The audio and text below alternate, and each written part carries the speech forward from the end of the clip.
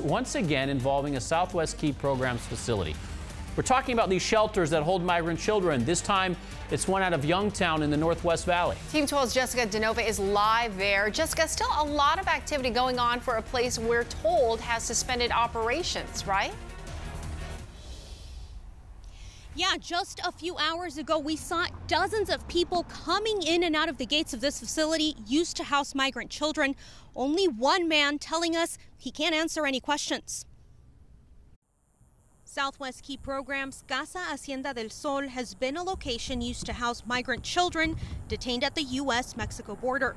A Southwest Key Programs spokesperson tells 12 News operations here have been suspended by the Office of Refugee Resettlement because of an unspecified incident, and staff and children were relocated to other shelters in the Phoenix region, adding it's self-reported to local law enforcement, the state, and feds.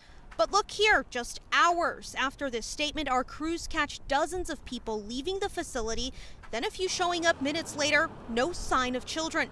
The nonprofit says we are working thoroughly to retrain our staff, but there is no clear answer if that is what these people are here for. The Arizona Department of Health Services is in charge of licensing these facilities. The state agency says in mid-September it got a report from Casa Hacienda del Sol, which led to an ADHS investigation and on-site inspection. Staff with the Office of Governor Doug Ducey tells us they are monitoring this investigation closely and will make sure ADHS is doing everything within its jurisdiction to ensure the safe treatment of children. We're still waiting to hear back from the Office of Refugee Resettlement. The question remaining unanswered here is, what is this unspecified incident that led to this ongoing investigation and the suspension of operations here? We're told local law enforcement was notified of it. We have put in a records request to the Maricopa County Sheriff's Office, but it'll be at least a month before we get that information.